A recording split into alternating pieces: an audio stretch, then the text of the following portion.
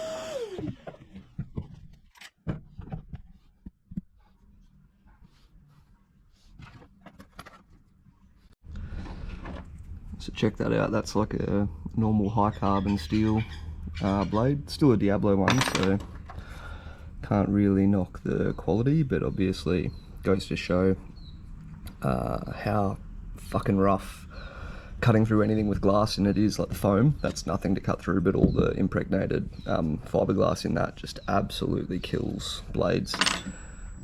So this one is a big carbide tooth, like ripping blade. I was trying not to use it because it's a little bit longer and it tends to walk a little bit because of its length, but it definitely cuts better, so we're just gonna have to stick with that for now, I guess. Whew. Right, so all of the pieces cut now. They're oversized at the moment, probably by about 500 mil or so. I'll mess with the lengths after I sort out the next step. So there's a little bit of difference in the profiles because I use the old ones to profile them. And obviously that profile is heavily dependent on how low to the hull I cut with the multi-tool. Not concerned about little differences like that because I will just fill underneath, and the layup will be such that even though these are the main structural stringers, it's going to be really strong, even if there is a little bit of filling underneath. What I found doing the previous stringers is it is almost impossible to match the profile underneath. So this I think is the best way. Now you'll see I've got the boards standing up on their end, and what will be the floor of the boat is matching the concrete of the garage. I just think that's the best possible way I can get a flat surface between two pieces. What this did highlight is that I can't cut angles for shit, but that's okay because once again I can fill those once they're sitting in the boat and tabbed in and whatnot, and I'm doing all the filleting and filling underneath. I'll just make sure that I get a good amount of fill in there just to take any possibility of like flex out of the joint.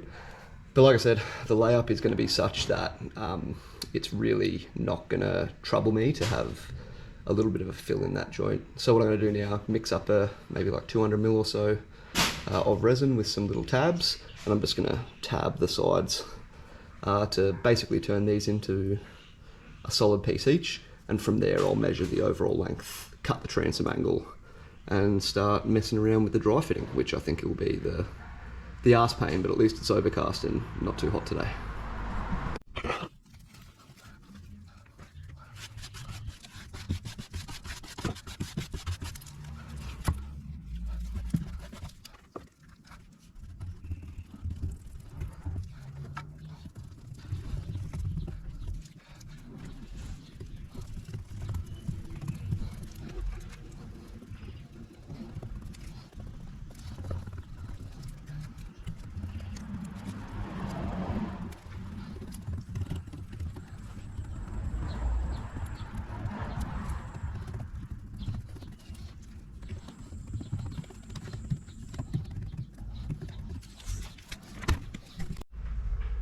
Oh, a bit of a midday update. I got the strakes filled up the front there. I went for the chopped fibre mixture inside that thickened polyester, and I also mixed it a little bit colder as per a suggestion in the comments that I got on the last video to avoid that fracturing up there. Like I said, not that I'm really too concerned about the fracturing, but if I can stop it when I'm laying it down, then I might as well. So that's where that is up there. A couple of little spots here that I really had to chase some waterlogged, like fucking rotten glass out. I used the same mixture to fill them up. And then I got both of the stringers now laid down on a couple of bits of baking paper like I did the last ones. I've got them, this is the other side of them, tabbed up, and that's curing off. And I just used a bit of the leftover mixture to fill the larger gaps. Well, it's easy to do so here, and when I put them in and start filleting them, if they need a little bit more, I'll do that then. But like I said, there's going to be so much glass on this, I'm really not concerned. So yeah, from here, I'm going to let these cure off, let the thickened stuff cure off, and then I'll look to cutting these to length and dry fitting them this afternoon. So fair bit done, and I'm also learning from my mistakes, and I've kind of been cleaning up as I go just to make life a little bit easier. One more little point to note is you might be able to see the blood stains on the concrete. Is I left a little nail up in that center stringer and cut my bloody foot open this morning. And it really does go to show, if you have a look inside here, you can see a couple of blood stains all around, that the unwaxed polyester resin can be quite absorbent still. So the importance of when I've finished all this and it's all good to go and I'm happy with the substructure, is getting a waxed flow coat layer before I do any foaming or flooring, because that will effectively seal the glass and is going to be another line in defense of any of the water ingress that I saw in the old glass. And I think if I do that, then this boat will probably last until I am no longer able to go fishing, so should be sweet. How's that? Dry fit. They are in. And the good thing is that I don't have to fuck around trying to sand them to make them fit, because there's gaps underneath all of it.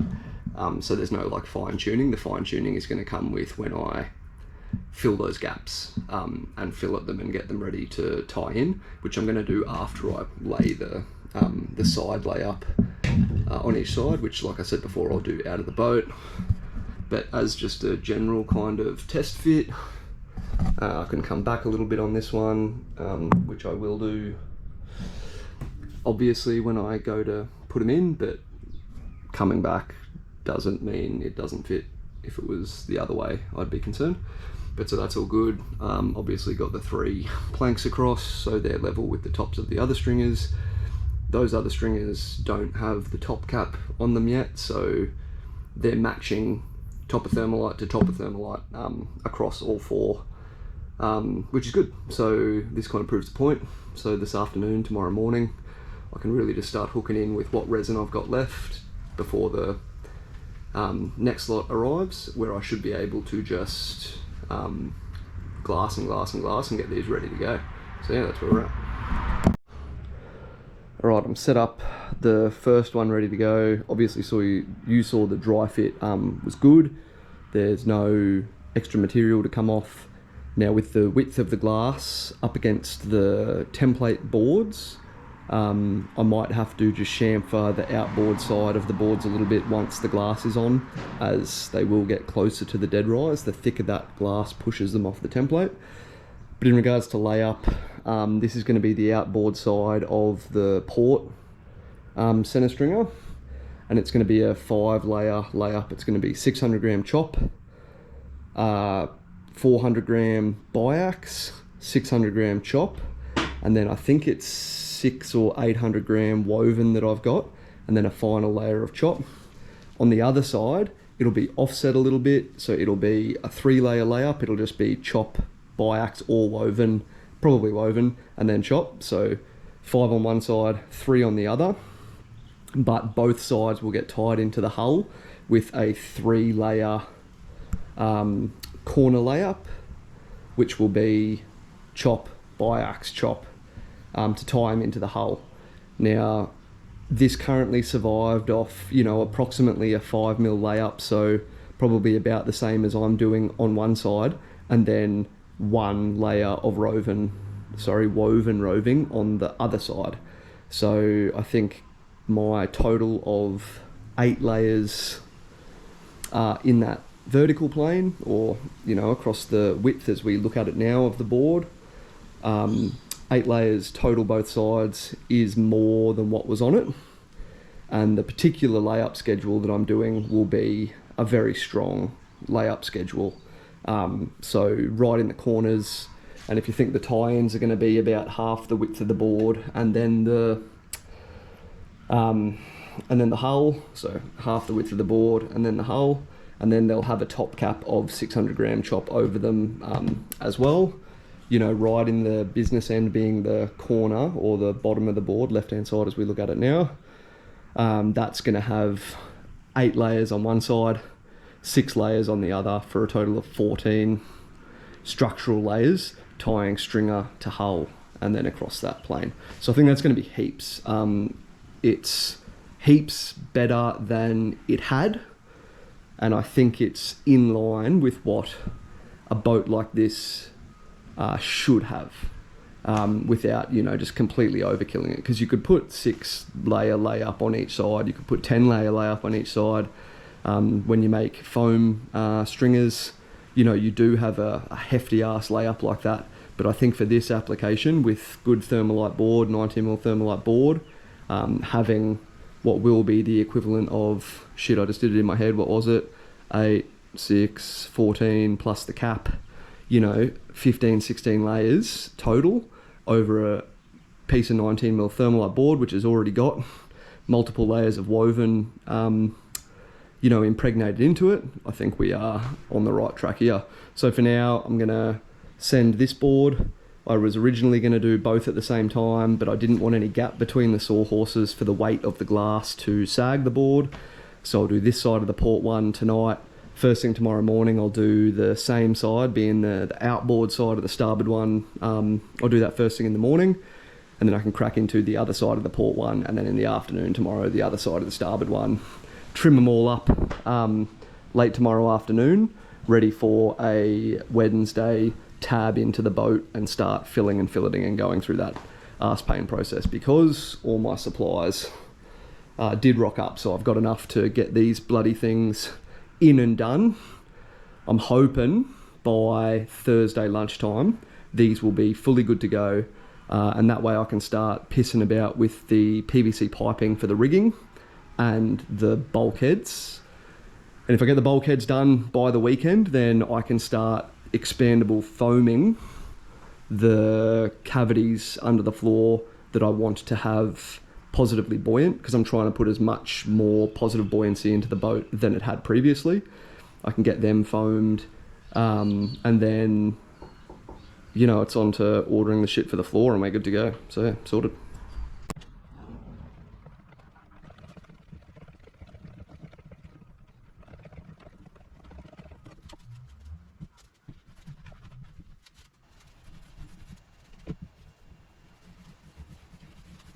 Alright, so hopefully this voiceover quality comes out alright using just the microphone on the computer. But this is the first layer going down, so you might be able to see there I'm really focusing on saturating the thermalite with the resin. A couple of things are going on here, both good and potentially not so optimal, is getting the resin out of your mixing pot as quickly as possible and over as large a surface area as possible will give you the maximum amount of working time for that particular batch that you've just mixed up. So if you keep it as a kilo or half a kilo or however much you do in the pot, it's going to cook off a lot quicker and give you less working time. And you'll be able to see that later in the video, I think, if you pay attention to the mixing pot as I'm struggling to lay the hull tie-ins down later on, you'll probably see the resin changing colour really quickly, and that's because it stays in the pot longer, so it starts to cook a little bit quicker. So yeah, getting it out as much as possible over as big a surface area as possible is really going to give you more working time. The other thing that I'm doing here is I'm really trying to saturate those pinholes in the thermalite to avoid any pinprick air bubbles that are going to come up. And the thing that I'm probably doing less optimally is I'm pouring out of the mixing pot, focusing on the center of that piece of cloth and then working it out from the center to the edges. I don't really know what the fix is here, just being a bit more precise with my pour, but what this ends up doing is it is almost like an uneven saturation, and you can't even really pick it up here, but it really focuses the resin into that middle piece of the cloth, which once it's all cured off and cooked off, you can see a colour difference in the finished boards.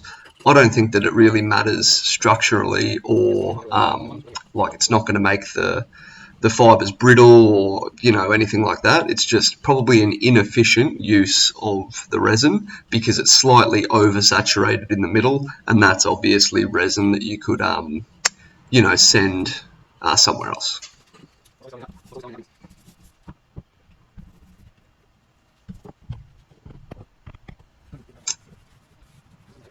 Now hopefully you'll see here in a sec, obviously I'm just getting that resin spread across the thermalite again, getting ready to lay down another run.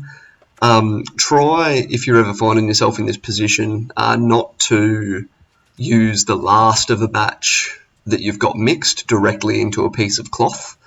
You'll find that there's potential for it to start cooking off inside the fibres themselves and create an uneven kind of cook-off. And you'll see that a little bit later as well when I'm doing the stringers.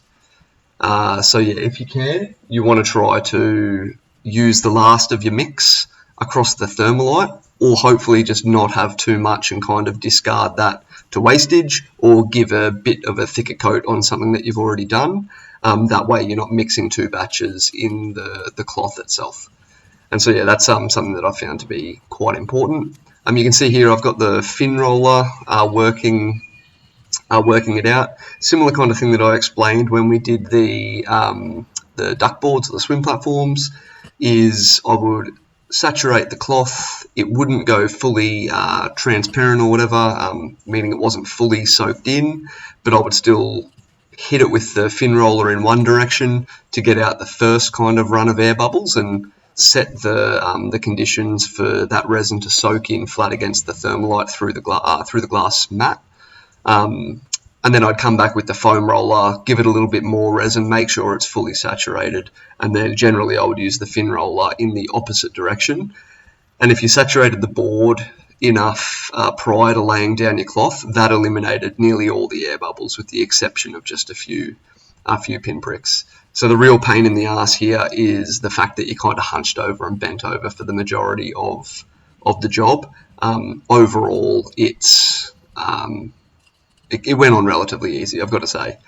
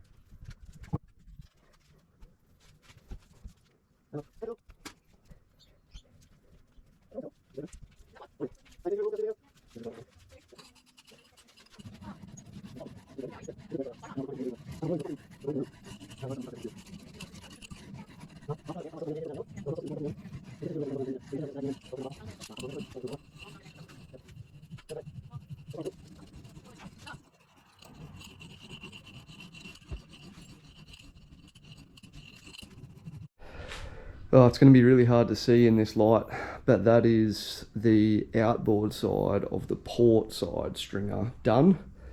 I'm glad I did it today because, as is tradition, it took longer than I thought it was going to.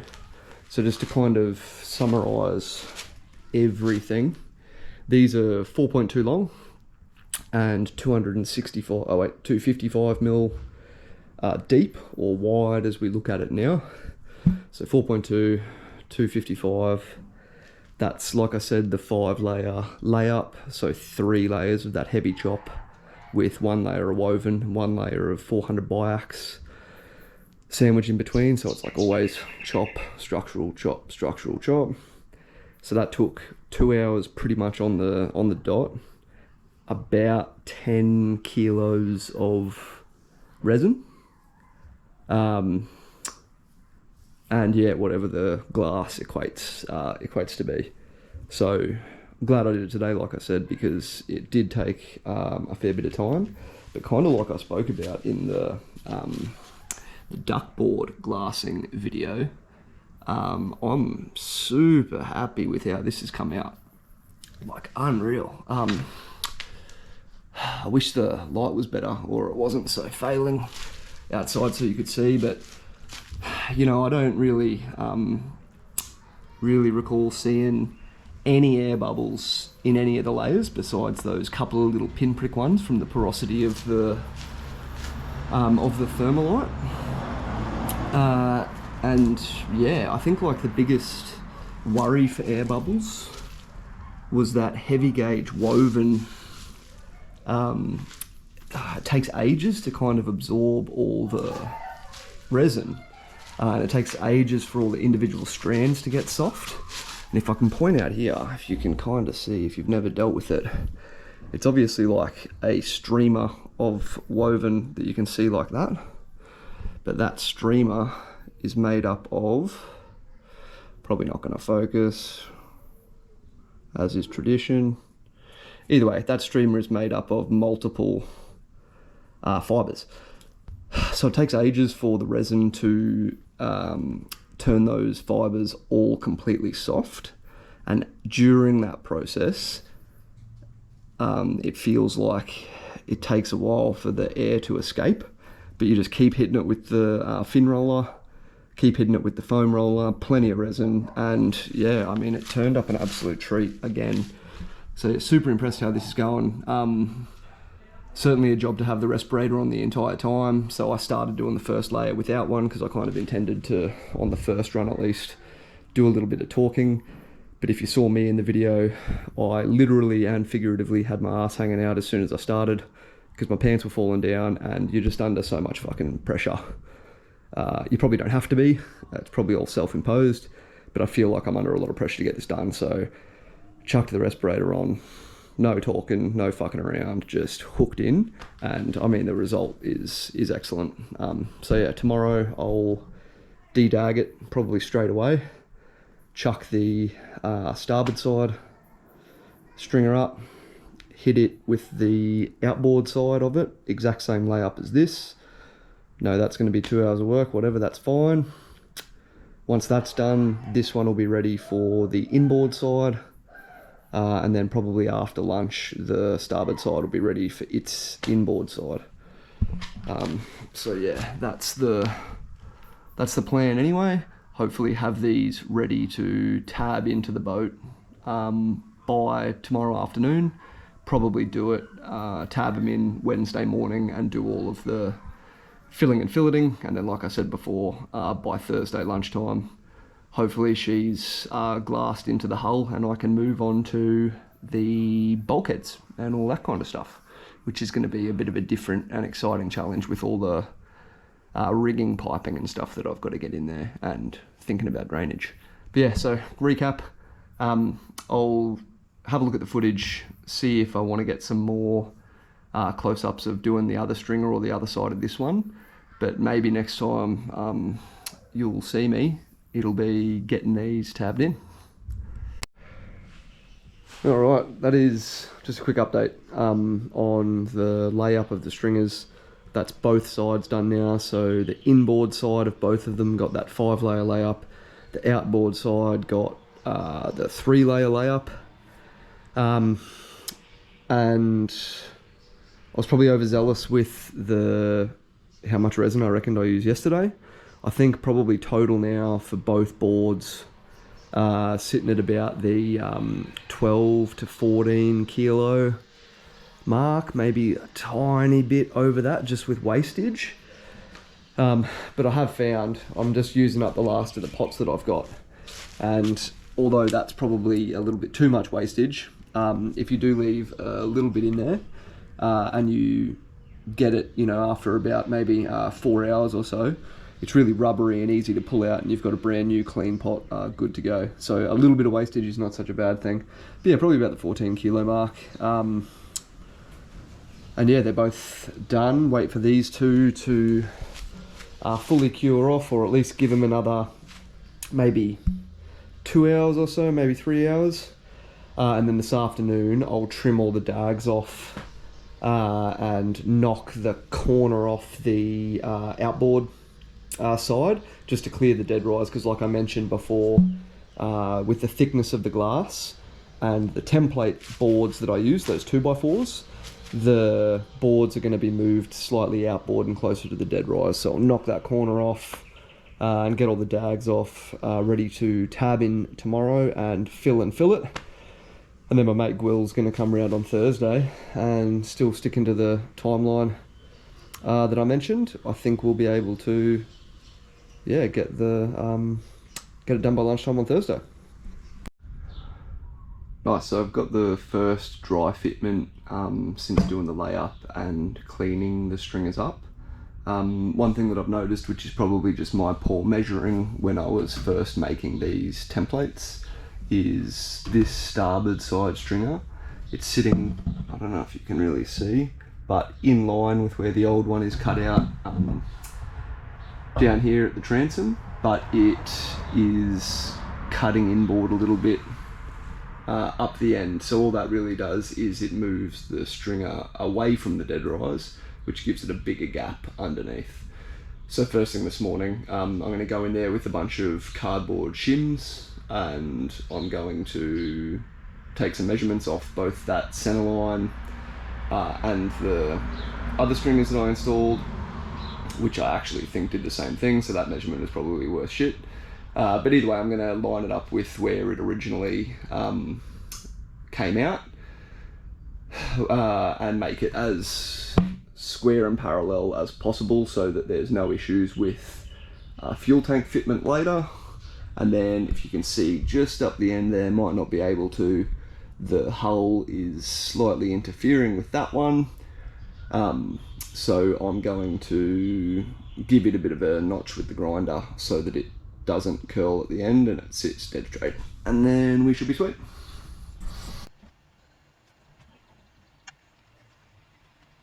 Alright, so into the thick of it. Obviously you got the respirator on and all that good stuff. Forgot to put gloves on at the start here, but I rectified that pretty quick. And if I could turn back time, I'd probably wear a long sleeve shirt and long pants as well.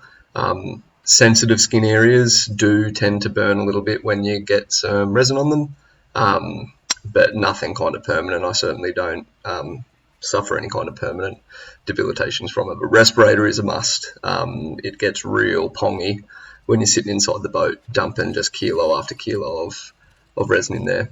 So next kind of portion will be a little bit chop and changey because I've set the GoPro up just to see this portion of the starboard stringer, and I've cut it so that you can see me lay down every layer right up until the point that the GoPro shits itself because it overheats again, because it is starting to get a little bit warm up here. So yeah, there goes down that thin layer, which is just padding out the corners.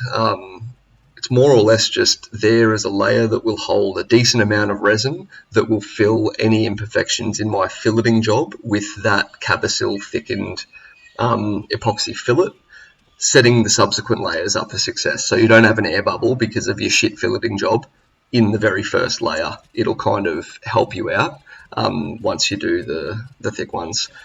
Same rules apply. Saturate the board, saturate the cloth, fin roller, foam roller, get all the air bubbles out.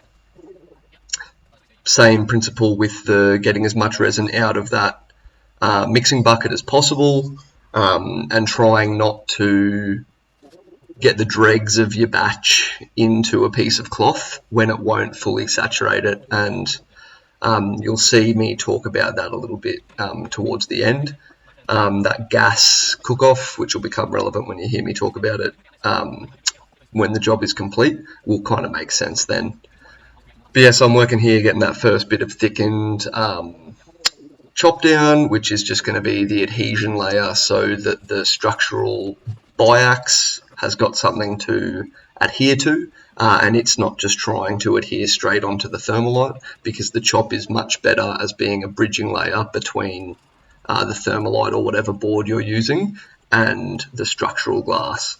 I guess because it is a little bit more of like a quilted, thick kind of layer, for want of a better term, and just kind of absorbs a bit of glass better. And no change to the foam roller and the fin roller kind of situation there. A couple of things when you are laying down biax is biax or woven. Buy the stitched stuff. You won't be able to use it on your finishing layer because you can see the stitching, but you will be able to use it on your sub layers, and the stitching just holds it together. That being said, if you pull that bit of cloth as you're trying to set it down, because of the nature of the weave, you will change the shape of the piece of cloth. So I cut out perfect rectangles, and often by the time I got down to flattening out the last little bit of that rectangle, it was a lot thinner than the start, because as you pull that tension on it, it stretches it out and it takes that width and turns it narrower. Good thing was these were wider pieces of biax, so they were and longer, so they were 1200 long, and I could overlap them a lot more. So often along these boards, there's actually almost an extra layer there because I overlap the biax so much.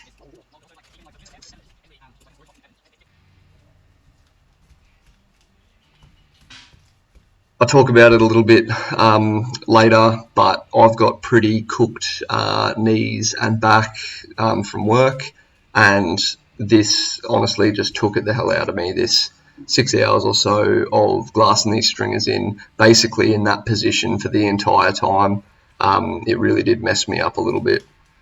So yeah, kind of take that into account if you're ever finding yourself doing this as well. It certainly is a young man's game. What holes is that? I'll fill them up because they're cased on both sides now with tape. Yeah. I'll actually just pour liquid resin down there. Oh yeah. Once all this is in, because then it won't be able to leak out. Yeah. And then I'll Hey, so hopefully the footage picked up me getting every layer down. I'm pretty sure I heard the GoPro die as I was putting the last chop layer down up in that corner. So hopefully you got to see that, but it's pretty hard to kind of get in there and show you what's going on while we're doing it, because this is some very like high pressure, high stress for me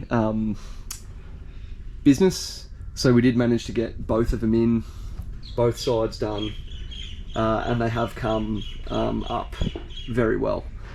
The layup ended up being a thin strip of chop in the corners just to pad out those corners, wide piece of chop that goes at least halfway up the stringer, and then the same amount onto the floor or the hull. Then there was a layer of biax and then another layer of thick chop.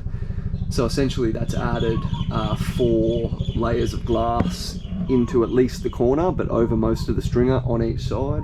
So there was 8 already on the stringer, plus another 8, so there's 16 layers of glass tying these beams into their where they're structurally needed. I am going to eventually lay down another layer on the floor, and with that layer on the floor I might curl that up just to give it another tie-in and another bit of strength in the corners. Now there is a couple of areas where we really started getting hot, so that's what I'm putting this down to, is when that bulk of the resin builds up, when you're on your final layer, it does start to really get hot, and it probably starts to fume off a little bit, like get a bit gassy and some air pockets in there, and they did start to develop. Now the other bit that we did notice on the first run is there's just 2 spots where just inside the corner on the last layer lifted up. If you actually can see the angle of the dead rise against the angle of the stringer, really puts the piece of glass in like a compromised position, almost like folding in on itself like that, and it really does want to pop itself open and the corner to pop up. So there's only 2 spots that we identified on this side, and we were really cognizant of that going forward. This was the first side we did, so then going forward onto the other outside and then both insides, we were able to make sure that didn't happen again. And so yeah, besides a couple of pinpricks with that gas cook-off and those couple of bits in the corners, it laid down really smooth. Dag up the end that I'll chop off, but yeah, other than that, really happy with the results so far, and that is the majority of the back-breaking shit stringer work done. That ended up taking about 6.5 hours, which was a lot longer than I thought it was going to, about 2.5 hours longer. Just let this truck go past, and my back is absolutely cooked. This would have killed me if I didn't have my mate Will around helping me out. He was doing all the mixing and passing me shit. You saw him on the episode that we put the transom board in, so the very first episode, and yeah, that would have absolutely destroyed me. One thing that I'm really realising about my job is that the army takes and takes and takes, and one thing that it is taking from me is the space in the joints between my vertebrae, and now my back is really sore whenever I do something like this. So I'm going to go and sit down, and I'm going to try not to cry, and I'm going to cry a lot. And yeah, I'll see you on the next one.